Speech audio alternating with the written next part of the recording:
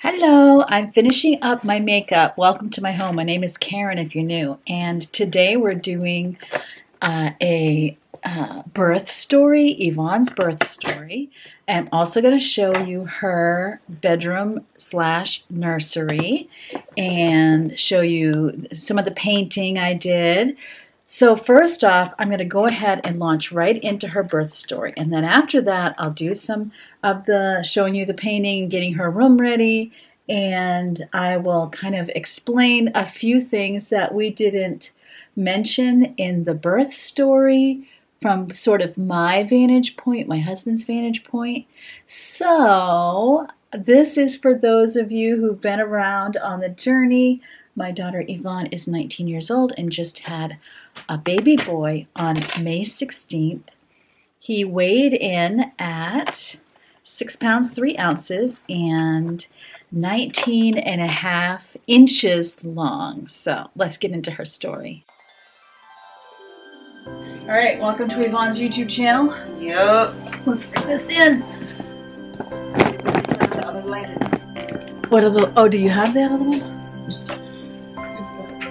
Yeah, it's no. Oh, there is. There's a bulb in it. Wow, that's better. Right. Okay, guys, we're gonna tell you my birth story of how little Jabari was here last week. How Jabari came to be. Okay, first we're gonna start off by, cause I was asleep for most of the time, so Mom's gonna come in and tell the rest. At the time. Yeah, but last Thursday I was on my bed and it was like I think 10 at night, and I was already having like really bad pain, but I was like I usually have those pains. I was like, so it's probably gonna go away, and it did not go away. So then like 11:30 came by, and I was still having those pains, and it was like it felt obviously it was like period cramps, and then like Did you time it yet? I was timing it at first, yeah. I timed it, but then I was like, I don't know if I'm right or not. So then I went to Google and I was like searching up like how do you know when you're having contractions, and like how do you know if like you're in labor, and so yeah. So then finally I texted Mom. I think it was 1. I texted Mom at like 1 in the morning, and I told her, I was like, Mom, I'm having really bad pain and it's not going away. And then Mom came downstairs and we talked, and then she was like helping me like time them, and they were each like 3 minutes apart. So yeah. So then we called the doctor, and then I think she said to come in. Yeah, we called the doctor. I went up to get dressed. Dad was down here with you. And we waited like 20 minutes for the doctor to call back, which felt like 2 hours. Yeah, it felt really long. And then she finally did call back, and she was like saying that we can like come in now. And then I told her that like we were an hour away. So then we got in the car. We didn't even pack like anything, I don't think. No, I threw a spare pair of underwear, and I think I grabbed his outfit. Yeah. And 1 pair of underwear for you. That was it. That was it. And then we made it to the hospital. I think it was like 2:30 in the morning or something. And then for some reason my legs just like kind of gave out. Like they just weren't like I wasn't able to move like in the car. And so I just like felt really weak. So then like I was having a hard time walking into the hospital, but then we got a wheelchair, and so yeah, so Dad was just like wheeling me around. And then they brought us to this little tiny room. Yeah, it wasn't a room. It was the end of a hallway that they had made into like a makeshift room because they were doing construction on that whole wing. So every room on that wing was closed. So they had the monitor, her bed, which was a breakaway bed. So I was worried they were going to make her deliver there in the hallway. And then 2 chairs. So every time they would come check her, Robin and I would leave because there just honestly wasn't even enough room. Yeah, that room was smaller than this room. Like, it was puny. But then, like, the doctor checked me, and I was, I think, 1 centimeter dilated. I think, yeah, she was going back and forth between 1 and 2, whether she thought she was 1 or 2. Yeah, that doctor was not it. Yeah. But yeah, so then, like... So then, finally, I, like, we were like talking because we didn't know, like, she was like going back and forth and saying that like I could be in like this much pain for like a week or something like that. They were really thinking she should just go home, but they let her stay. They're like, we'll check her in a couple hours because you live far away, but they kept pushing the fact she's probably going back home. Yeah, which I was not very happy about because obviously we live an hour away, and you were pretty sure you were in labor. It was 3 minutes apart, her pains, from the time it started until she delivered. So, and then like we finally, or I went to sleep because I was like in so much pain, and then like they didn't give me like any pain medicine or anything to start off with, which is interesting. But so then like I just slept, and then I woke up again, and I think at that time I was 3 centimeters dilated. Yeah. And that was a very short time that she slept. And then they checked her again, 3 centimeters. So she's making progress. They're like, well, wait another couple hours. They're trying to talk her out of having an epidural. They're still talking about sending her home. Yep. And then...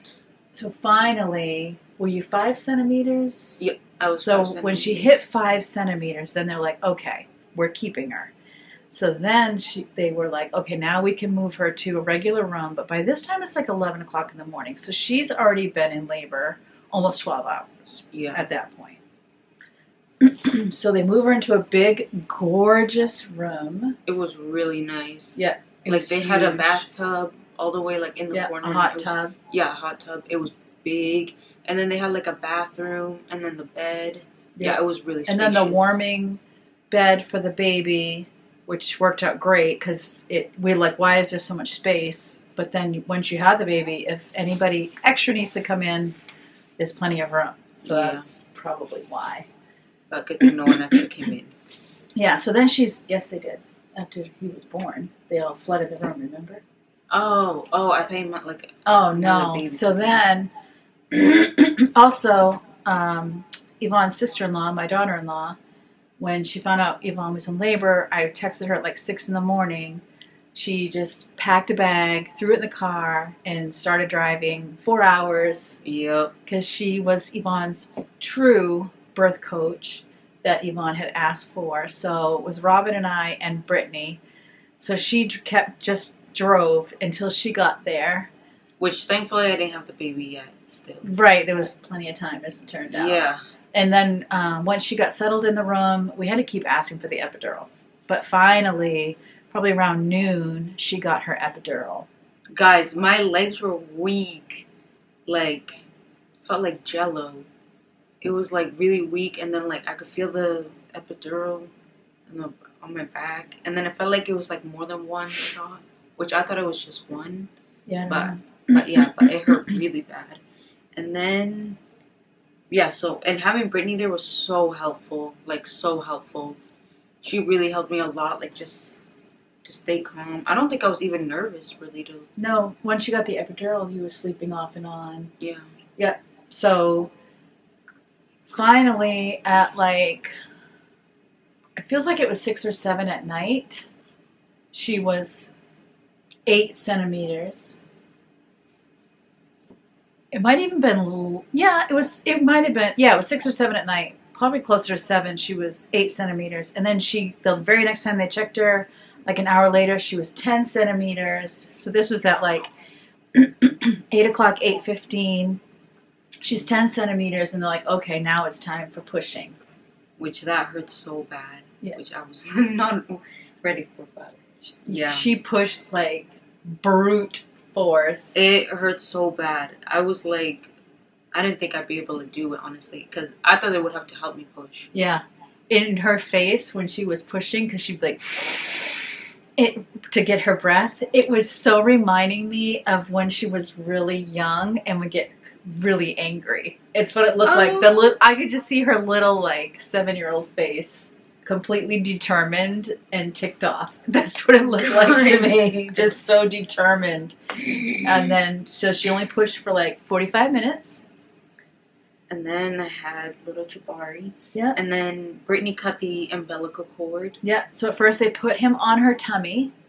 Oh, yeah. They cut initially, which is weird. That's usually when you cut the umbilical cord, but they didn't have her do it then. But I think the umbilical cord was wrapped around his head when he came out. So they let her feel him for a minute, and then they immediately put him on the little warming bed to check him. And so I don't know if the person checking him did this or how it happened, but all of a sudden we hear beep, beep, beep, and like 10 NICU people come rushing in the room because he was blue, and so he wasn't breathing. Girl, I didn't know that. Yeah. He was blue. If you look at the picture I have of his feet, they still look kind of blue. Yep. I didn't know that. So they're like massaging him and doing the suction, and the doctor who was delivering said they're just trying to make sure he gets breathing good. They'd really like for him to cry. No crying, no crying, no crying. Finally, the head guy, who was really doing most of the massaging, and they had like a little oxygen mask for him, he goes, he's fine, he's just a quiet guy. He just doesn't want to cry. And I didn't know the umbilical cord was wrapped around his head. Yeah. Yeah. So then he held him up so Yvonne could see him, and one of the women who was in there at part of NICU, she told Brittany and I and my husband, you can come over and see him if you want to. That's when I knew he was okay, because I knew they would not let us come over there if he was not okay. And then they're like holding up his feet so I could take a picture. They held him up for Yvonne. They held him up for a picture. They were they were really, really sweet about everything. So then my daughter-in-law Brittany was like, you guys haven't slept. You should go home, and I'm going to stay with Yvonne overnight. So once she had him and they got her, I was like, okay, we're just going to wait for her to get like settled. Just want to make sure everything was okay. So we left at about midnight. She had him at 9. And then all night long, we now think it was from the epidural, but Yvonne was, and plus just being exhausted, and she had been so sick, of course, and she had been, everything that she swallowed came up through the whole pregnancy. Really clear liquids, because all you can have is clear liquids. Popsicle, up. Everything, up. So she was dehydrated and then the epidural and everything. She was like out of it until like 3 o'clock the next day. Yep. Couldn't hold Jabari. Her arms were, for the longest times, her arms were shaking. And Brittany had texted me in the morning, like, at like 6. And she said, I'm not telling you to come. She's fine. The doctors say she's fine. All of her levels are good.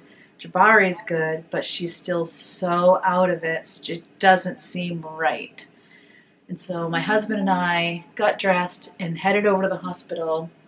And Brittany was going to talk to the nurses, and they had done a blood sugar test to see if that's why she was out of it. And I'm like, please tell them to check her thyroid and her iron, since that was an issue while she was pregnant. They did check those. They later came back fine. They just kept telling us, oh, she's just tired, but it just didn't feel right, and it just felt like they were like pushing us off. But at the same time, they kept wanting her to hold her baby, but she felt like her arms were so weak that she would drop him. But she wasn't like with it enough to even use all the words. She just kept saying, no. Do you want to hold your baby? No. And it was really because she was like, well, no, I'd rather not drop my baby, but thank you. Yeah. So, once she woke up at 3, took a shower, then you felt like, okay. And from that time on, she was, I won't say fine, but recovering normally. Yeah. Yeah. So. And then, guys, they took Jabari away so me and Mom could get sleep. And I kept waking up because I missed him. Yeah. It was so sad. So the first night Brittany was there, and then she left that next afternoon on Saturday, and then I was there Saturday into Sunday. And then she was, so they took him into the nursery for a little bit so that she could sleep. It was so sad. Yeah. And then I wasn't supposed to go home until like Monday. But then the guy came in and said that we could go home on Sunday. Yeah. I think insurance-wise she was allowed to stay till Monday. But because she was doing fine, he was doing fine. He had a circumcision Sunday. That went great. Yeah. So then she was able to come home.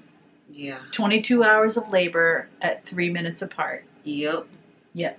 And that's how we got this cute this little nugget. Look at how cute. Oh, I'm obsessed. I love him. And then, guys, the nurse there, one of them, I was having a hard time because it's like early in the morning. And like I was having a hard time, like, just with the question she was asking. And then she was like asking me if I needed a translator. I was like ready to hit her because, that was so rude. Like, who even says it? Like, it was out of pocket. Like, it was weird. But looking back, I wish I said something. I should have said I speak English just fine, even though I don't, guys. But it doesn't have to know that. So, but yeah. And some of it you couldn't hear her. Plus, you're in labor. It was a lot of things. But worth it, right? Totally worth it. I am obsessed with this little man. Also, thank you to Daniel W. for the gift card I just got today. And Tracy Clymer, I think it is, how you say it, right? I think so. For the wipes on the go. Me and Mom have been using them like anytime we're out, which has been super helpful. And for the little Chiefs NFL book, that was so cute and I love the Chiefs. So, and thanks guys for the wipes, the diapers, the like changing pads, the baby clothes, the bassinet, the baby wipe warmer, the sheets, literally like, everything. Yeah, the hatch, like everything. The mittens, the hats. Mittens. Oh yeah, because he was all about clawing his face. Yeah, and the shampoo, the comb. So we really appreciate it. Me and Jabari have been using that like every day, and it's been super helpful. So thank you guys. Let's get into the painting, and while I'm doing that, I really want to share with you kind of my side of the story of the whole birth process, how it felt as the mama, and what else. Also, you should know that I do have a membership on my channel, and if you go to, if you click on my face underneath this video, you'll see where it says subscribe. Right beside that, it should say join, and you can join and become a member of my channel where I get a little bit more personal. And there's Leo. Oh my goodness. A little bit more personal. And we do some book studies together and that kind of thing. So go ahead and check that out. Let's get into the painting, and I'm going to let that cat out of my room. Okay, let's go back in time. This is the week before the baby came. Literally the week before, but of course, we had a plan that he was going to be induced when Yvonne was 39 weeks, and she was only 37 weeks. And I don't know. Call me, maybe I was living in denial, but I did get this done as quickly as I could or as soon as I could. There just always seems to be so much that needs to be done. This closet you'll see at the end is still in her room, but it's probably leaving. We just need to kind of organize and reorganize again. Yvonne was dying to help me with the painting, but I wouldn't let her.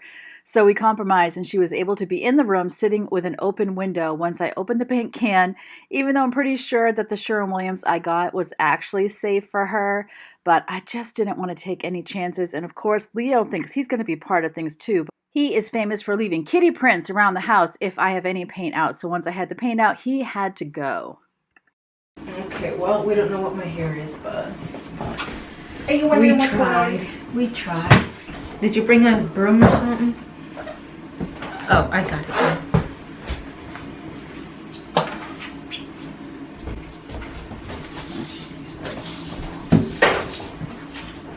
Look, guys, I did not know how nasty this was.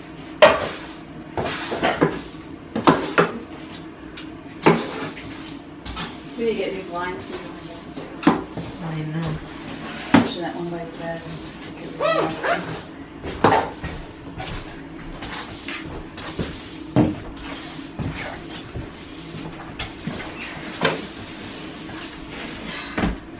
Guys, not the way the mom's sweeping over my head. Right? Just getting little dust bunnies. You don't want to paint those onto the wall.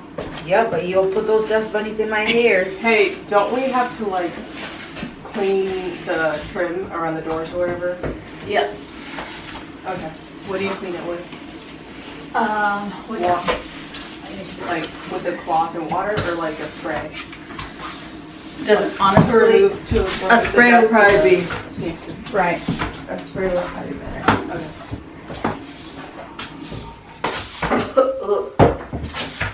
On this day, Yvonne's sister Crecia was also helping with the painting she was doing around the door that leaves the room. She's really good at cutting because she's quite an artist. She's got quite an eye and she's really good at detail work. So that's what I had her do because that is the hardest part for me. And I'm getting these curtains taken down, and Yvonne doesn't want them in her room. She's going to get some room darkening curtains that will work much better for them. So we're doing everything it takes to get the room prepared for painting. This is the first room that I have painted since I herniated 2 discs in my back 19 years ago. And so it was exciting that I could do it. Yes, it did hurt, but not to the extent that it would have hurt. And as it turned out, I only painted half the room. Well, there was one wall that was done years ago. And then I painted, this particular wall that I'm at right now. And I painted the majority of the other walls. But there was a lot of small stuff that still needed to be done once Yvonne went into labor. So my husband ended up coming back and finishing this while we were in the hospital. So I have been praying this whole time, Lord, please, I pray she does not go into labor at night. I am no good at night, and when I get tired, I get dizzy. And I was very concerned about my ability to stay up all night if she ended up going in labor. But God's grace and strength is enough, and it's exactly what happened. I went to bed. I usually go to bed around 10, and then she woke me up at 1. And it was an interesting thing because I don't always hear my phone when I'm sleeping, but I had the volume turned up. But I happened to wake up needing to use the bathroom, and I'm thinking to myself, I wonder what time it is when I hear my phone go off, and it's her saying that she thinks she's in labor. And then when I went downstairs to see how she was doing, I'm hoping against all hope that this is false labor. And what I was always having her do when she would have Braxton Hicks is I would have her drink a glass of water and lay on her left side. It was something I was taught, and I was taught that if you do that and it doesn't go away, then it's potentially real labor. And so I was helping her time them. She was already timing them, but I honestly think I just needed to see it for myself. So I timed probably 4 rounds of labor pains, and then I went upstairs, woke up my husband, and he just woke up with a start like I had scared the devil out of him and jumped out of bed, which was so funny. So he came down too, and then I told him, I'm like, you stay up. We're going to call the doctor, and I'm going to get myself dressed, and then you can I think maybe he got dressed first now that I think about it. He got dressed while we were calling the doctor. So he came down, and then we're waiting for the doctor to call back, and I asked him if he would sit with her so that I could go get dressed as well. And that's what we did. And so we go to the hospital, and so he and I did not sleep a wink until 1 o'clock in the morning the next day. So we both went 26 hours without as much as a nap. And then we woke up at like 6 and ended up going right into the hospital. So then he brought me to the hospital, stayed for a couple hours to visit with Yvonne and the baby. And then he came back home to finish the painting, to get out baby furniture. We had not set up the room at all. So we had certain things that we asked him to get set up. And let's see, we had also, when we went home to get sleep, that's when we packed what would be her bag for the hospital, because that hadn't been done either. Oh my goodness, this completely took us by surprise. We should have been ready, but we weren't ready. But you know what? That's when you realize that a lot of these things, these lists that you have of everything you need to bring to the doctor, if you have yourself and you have the doctors and the hospital, it's really fine.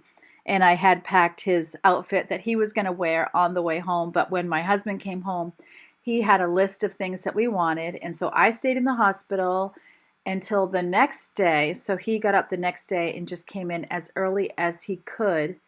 And what did I even have for supper that night? Oh, I did. I ordered from the hospital as though I was Yvonne. We just both ordered. And for lunch that day, my husband had gotten us Chick-fil-A for my daughter-in-law and I. Of course, Yvonne didn't want any. I shouldn't say of course, but she didn't want it. Oh, she was still out of it. That's why. And so I had a Chick-fil-A salad. I love their salads so much. And for Brittany, there's no Chick-fil-A in Vermont, so she has to take a ferry boat to New York whenever she wants Chick-fil-A. So I knew it would be a treat for her to get to have that. So then they had a couch for me to sleep on, or what Brittany slept on the night before. And the hospital I delivered in had like a pull out, it was a chair that pulled out into a bed. But this was a couch. Like it had the individual cushions and it had individual cushions on the back and it was against a window. And then they had like a thin blanket, a couple of sheets, and of course they had pillows. But the one cushion by my feet, I wake up and that's my sheets on the floor that was under me. That cushion is all wonky. Like it was not a good night's sleep. And again, I could not have painted this wall a few years ago. I also could not have slept on that couch years ago. So I was so thankful to God. Even though my back hurt, I was able to do it because I remember after the year after I had herniated my 2 discs is my son had a soccer game in the Bronx because he was in a Premier League for the state of Maine. And we had rented a hotel and the mattress was super firm. And I sat in a chair all night because it was so painful to try to lay in that bed. And I honestly sat in a bed and cried most of the night. So this was a big deal for me to be at a place where I could lay on that couch and survive it, honestly, and even get some sleep. I didn't get a lot of sleep, but I think just being so exhausted worked in my favor. And, you know, God worked it all out and we got through it. And then the next day, they had done Jabari's circumcision and they had said, you know, if that went well, there was really no reason why Yvonne needed to stay. And she was so excited to go home. She was so ready to be in her own bed, in her own space. You know how it is in a hospital too. The nurses are going to come and do your blood pressure and that type of thing at night. You really just want to sleep. So it was actually my idea for them to take the baby. They took Jabari down to the nursery from 10 at night until 4 in the morning because I knew I was going to need the sleep and I knew that he would be fine and that she really needed her sleep too before we went home. So that is what we did. If she had wanted him, of course, if she had asked me, could he come in the room, then I would, of course, said yes. But she was still feeling pretty weak. And that is what we did. So now, of course, they are home. And the first few nights, what we were doing is my husband is a night owl and I'm a morning person. So he would keep her company through the first like 11:30 at night feeding. And then he would go to bed and he would set an alarm and check in with her on the next feeding, which would be 2:30. And, you know, just get her everything that she needs to feed the baby and change the diaper and the whole thing. And then I would get up and help her with the 5:30 feeding, 5:30 in the morning. And that's how we did it. I tried to think, you know, what kind of help did I have and how useful was it? What would I wish I would have had? And just trying to give her the first couple of weeks of support and help. You know, obviously she lives here, so she's going to have support and help. But I definitely have been trying to think, what type of help would I give her if she didn't live at home and I was going to her house for a couple of weeks to help?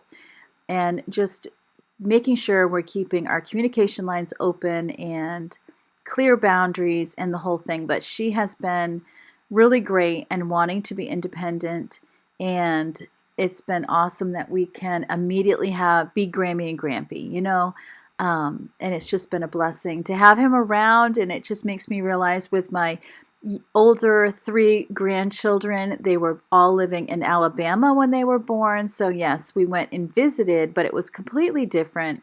And it does make me a little sad that I didn't get to have as much time with them as I'm having right now with Jabari. But I'm so thankful that they live closer, and it makes me want to move us closer even more so. So this also represents 2 days of painting, not one. So what I was doing was basically an hour of painting each day, and I felt like that was a good balance to not overwork my back. So you'll see at a certain point, my t-shirt's going to change out here, and that's why. It's because I am in a completely different shirt.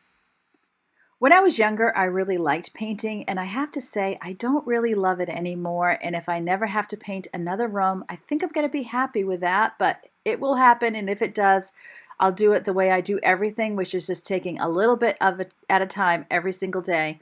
The color that was up before, it's called chamois, I want to say, and it was a bear paint. And to me, it reminded me of beach sand, and I was kind of doing ocean beachy vibe paints on my walls. So I had like a pinkish color that really you couldn't see the pink until the room started darkening at the end of the day. So to me, it was kind of like very sunsetty, and during the day, it would read more as a white. And then I have what's called polar white in the downstairs bathroom. And to me, that was my ocean color. So I kind of had this theme going on. And then when I switched over, I had found the color Passive by Sherwin-Williams. And I had painted our old kitchen cabinets that color. And then what I had told them at Sherwin-Williams, I'm like, do you have a chart? I'd like to take the Passive color and back it all the way up until it's almost white, but it just reads a little bit of gray. And I like Passive because it's a cool gray. I like cool colors more than warm colors because of the way they reflect light. And so they said, well, actually, we don't have that scale you're looking for, but we could create a color for you by just putting a little bit of the Passive color into the white. And so they did that. And it was so I could do my kitchen. Well, I ended up doing the kitchen and the living room. And now I'm doing Yvonne's room in that color. I just love it so much because it reads just a hint of gray. If you make a mistake and you get a little bit on the ceiling, you can see that it looks super gray. But on the wall here, it looks more white. And I just love it so much. Also, after this, I'll be giving you kind of the full tour of her room the way it is now, and because she got her curtains in, so she has her room darkening gray curtains. And originally she was going to do an accent wall, like a green accent wall, and put his name in gold, but because we're probably moving, she decided to wait and see, and then we would do that in the next house, which I was happy for. I probably wouldn't have denied her that, but she did want some like accent pieces of wood and stuff on that accent wall, and that did seem a little bit much if we're going to sell it. So I am taking down the blind because we oversized the windows by putting the blind a bit higher, so I'm taking the blind off so that I can get it painted underneath. And then I even it's so funny, I got it up by myself, but I put it in backwards. This is me. I'm not very mechanical, not mechanical at all. In fact, this is probably the first time I've even ever taken down a blind. Normally, I would just ask my husband to do it. And I'm painting around the window. Really, the windowsills in this house, all of them need to be sanded down and restained. So we'll see if that happens. I'm not sure it will. After I do my declutter, I'm going to be going room by room and staging the room for selling. And what I mean by that is removing personal items, removing any furniture that doesn't absolutely need to be there, any pictures that are on the wall. I'll be removing, patching any paint, doing little touch-ups here and there. And I'm just going to go room by room and do that and, kind of check off which rooms are ready, and that's what's coming next, and I'm pretty excited about it. Also, just remembering the exception to that is I need to stain our deck because our deck needs deck railings, so we want to stain it before my husband puts the deck railings up. We also just had our home power washed. Oh my goodness, was that ever worth the money? It looks so fantastic. And he also power washed the deck, so now I feel like it's really ready to be stained because a lot of the stain came off while he was power washing it. So it actually worked out to our advantage. We're having a very cool and rainy May, But I do notice we have about 4 days off from the rain. So I need to get any supplies. I already have the stain in the house. I think I just need maybe the roller and a paintbrush. And I need one of those long poles so that I can stand up and do the roller. And then Crecia and Yvonne have both offered to help. So I'll have them help with the paintbrush because my arthritic knees do not want me to be on my knees staining. So I will let the young people take over in that area. Let me know what's the state of your home. Is it a fixer? Are you not, is it a fixer, but are there projects you want to do, or are you content with your wall colors and all those things? Do you have a schedule of how often you paint walls? Do you enjoy working on your home, or would you prefer not to have to work on your home? I have to admit, I'm kind of wishing, or I'm ready to have a home that I don't, just needs maintenance but doesn't need to be worked on. Just because I would prefer to enjoy life. I know some people, they do that as a hobby. I wouldn't say that's me. I'm definitely at a place where I want to go to parks and go out on boat rides. I don't know. I want to do some other things, read and craft. And someone here got me diamond painting, and I really want to get going on that because it looks like so much fun. I can definitely think of a lot of things I'd rather be doing than, DIY projects. Speaking of all that, I would love to know, what are you working on this week? Are you working on projects in your home? Are you doing a mix? Are you enjoying the spring weather? Of course, if you live in Australia, you're enjoying the fall weather. Am I right? I would love to know what you're working on, what you're enjoying, maybe what hobbies you're participating in. It's always fun for me to hear what's going on in your world. Okay, just keeping it honest and real, I did cut out a few clips here just because I felt like, okay, yes, they get the point, Karen. You're painting. Enough is enough. Just finishing up here. So where you see the bed and the curtain, that's the side that I didn't get painted. That's the side my husband had to paint.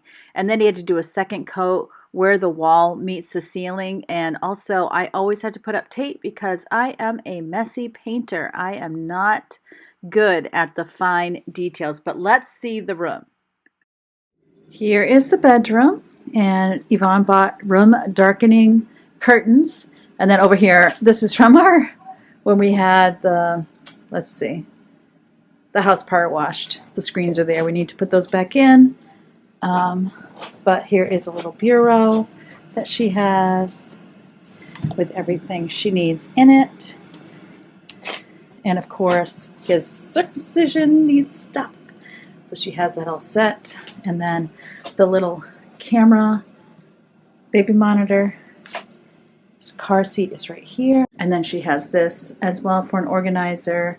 And then this is eventually going to be leaving. So it's just there temporarily. And then here is the bassinet right beside her bed. And he's deciding, is he going to get up and eat? Or is he going to keep sleeping? This is his little sleeper. How fun was that? Next up, I'm going to show you in my next video, you're going to get to see me cleaning out that 3-season porch because it became our baby storage. Plus, our youngest is moving out, so a lot of her stuff needed to be packed up. A lot of her stuff was in there, and that room, wait till you see, was just a mess. And then after that, you're going to get to see, I went over to my friend Heather's house and I helped her declutter a room that's going to be her teenage daughter's new bedroom. And we decluttered a lot of things, mostly Christmas, but a lot of other things too. She had seen my video on that. So I'm excited to show that to you. Lots to come. And then I'm trying to get my house decluttered before my birthday on June 4th when I turn 60 years old. So if all that sounds interesting to you, you might want to hit the subscribe button so that YouTube will let you know whenever I upload a new video if you haven't done that yet. All right. Talk to you guys soon. Jabari, you want to say goodbye? Do you want to say goodbye? Oh, I love him. Oh. And he smells like pee. All right. Remember, as always, God loves you, and I love you too, and I can't wait to see you next time.